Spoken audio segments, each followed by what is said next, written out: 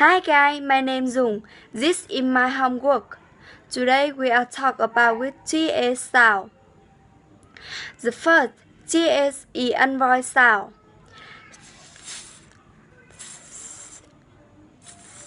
For example, think, think, think, think.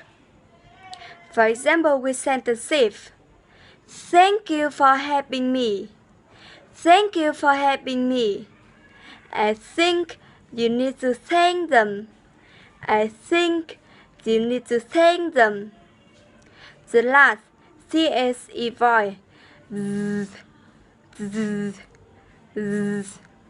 For example, this, there, there. For example, with sentence if. This is my house. This is my house. There are 4 people in my family. My brother, my mother, my sister, and me. There are 4 people in my family. My father, my mother, my sister, and me.